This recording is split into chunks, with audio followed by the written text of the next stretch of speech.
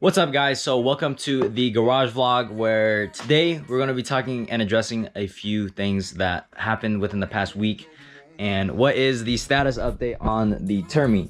So I'm going to talk a little bit about what's going on with it. As you guys know, we think what happened to the Cobra was that we had an oil pump failure on the car. I don't even know, honestly. The motor still could start, but at that point it's not even really worth it because it's not getting the proper lubrication, and if the pump isn't functioning properly, obviously it's not going to be good for the motor. So in that regards, we're kind of just chilling on it. We're almost ready to take out the motor. We just need to take out the tranny, then we can lift out the motor, and then we should be good to go. I'm gonna get an engine stand and we can really tear it apart and see what's up. And so if you guys did click on the video, it should be titled the way what I'm gonna talk about is a lot of people wondering, why did I sell the 5.0? Well, first off, obviously a lot of people assumed that, yeah, I did sell the car partially because I knew that I was wanting to put the money towards the Cobra.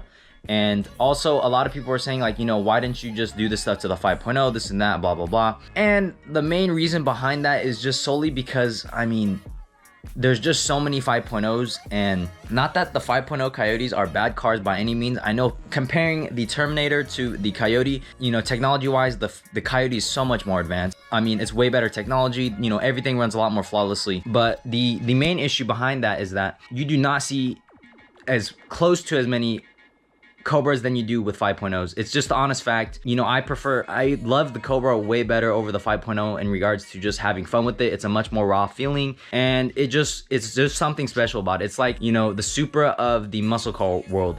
That's how I kind of put it, and I think a lot of people do put it. So also, I wanted to discuss, let's just say, you know, people were asking me, you know, how much did you sell the car for, Alex, blah blah blah. And let's just say if I didn't get the price that I wanted, then I wouldn't have sold it in the beginning. So that should be your answer. And yeah, I mean, financially, it was just such a good move for me because I did actually flip the car in terms of value. I bought the car for about 2 years ago, and we got money back, and so that was why I did what I did. It was just a good financial decision to get rid of the car, because the car 5.0 compared to like a Shelby, for instance, the 5.0 loses its value a lot quicker than a Shelby GT350 or any Shelby for that matter. So for me personally, it was a good move to get rid of the car, kind of like a stock, you know, get out of it while you could, because I sold it for a lot. Then I described in the previous video that I was kind of going to spend the money wisely, and that's the whole goal. It's all in for good favor of making the channel better and whatnot. So we're going to be building the Cobra motor. As you can see, we have this valve cover off, and you can see that the cams and everything pretty much had pretty even wear for the most part. It didn't look like out of the ordinary where it looked like this starved of oil, because, you know, we did lose oil pressure, but I did turn off the car as well, so that's also a big factor. And we do have to take off the other one, but we're just going to take out the motor now at this point. We did find metal in the oil, which is probably just bearing material, which, you know, would make sense. So in regards to that, you know, there's a lot of things that we may not see, but hey, who knows. So the build for the Cobra is going to consist of a few different things. Now, pretty much, I think what I'm going to do is I'm going to do a textured aluminum block. You know, a lot of people do it. It's very common to upgrade. The iron block, don't get me wrong, is very strong, but the aluminum is also very light. You lose like 200 or 100 pounds, I don't even remember. And also on top of that, it can hold a good amount of power as well. You know, iron is supposed to be stronger, but aluminum made with, you know, however they do it, it could be better. There's also that. With the build, a lot of people are saying, you know, you should do cams, this and that. So don't get me wrong, the cams sound amazing.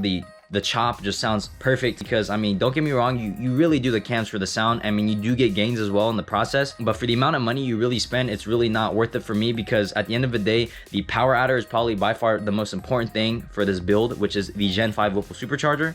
Also, that leads me to a lot of the other stuff, like people were saying, you know, why don't you just sell the car, this and that. And really, the thing is that I've gone too far in this build to the point where it's just no point of return. And once we get everything dialed in, the car should be running very good. I've landed so many partnerships and sponsorships with a bunch of companies, and, you know, I have to fulfill those, you know, requirements and get it running to where it should be. So in regards to that, that should answer a lot of other questions as well in the process. So internally on the Cobra motor, I think what we're going to do is pistons, rods, rings, bearings, and then a new crank if my crank's messed up, just to get another, you know, crank assembly. And then, you know, cams are really where stuff costs a lot. This build should be, you know, within the $5,000 to $6,000 range. That's the hope, and that should be more than enough for me. The car will be semi-built, and as long as it's assembled properly, everything's torqued down, ARP, everything, I think the car should be performing very well. So in regards to that, that's mainly the plan that I have with the car build. I don't know how long that's gonna take, but we will see. I'm trying my best to get it going as fast as I could, and work on other stuff as well, because like I said, when we sold the car, you know, this was in favor of not only just building the Cobra, but also financially me building just financial growth. So for me, it was a big decision, and it was very difficult, but you know, there was a lot more pros and cons for me personally. So in regards to that, guys, that's a little bit of an update on that, and we will continue the vlog today. I don't know what we're gonna do, but if you guys want to watch the rest of the video, stay tuned and have a great day. All right, guys, so we're gonna do a photo shoot with Yogi. We're going to be headed to the homie Jared Davis's Camaro dyno day, and we're gonna see how much power his car makes down. And then he's also tuning it, right? Yeah, he's tuning the car. So when we get there, we're gonna see what's up. And then this car has always beat it, so I mean, it'd kind of be a good baseline if we ever go to Mexico on the way back. But yeah, so we'll catch you guys there, and we're going on a photo shoot.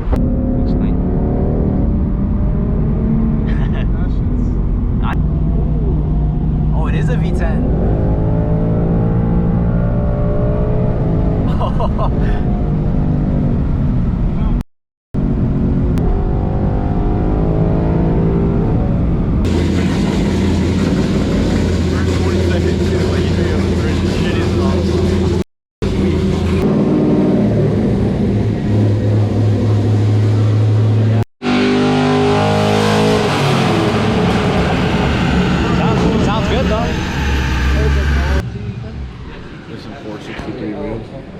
It's probably gonna be low for bass. No. Wait, did you put the other manifold on too? No, he said not to. Overall?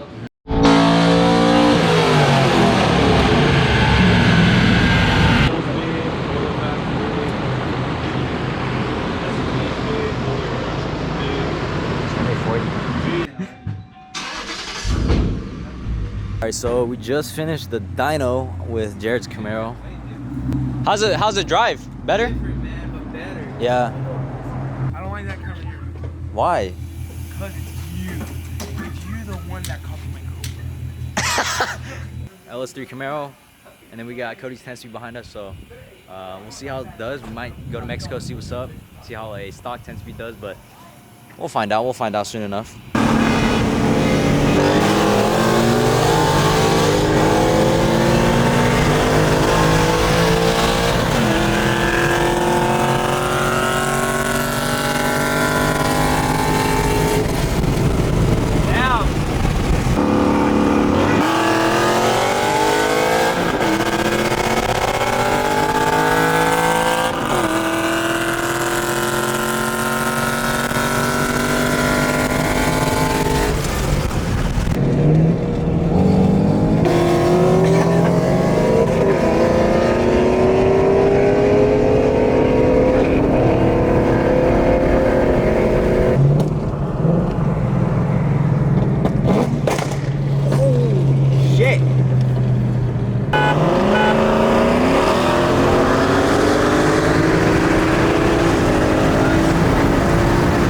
Started way before you.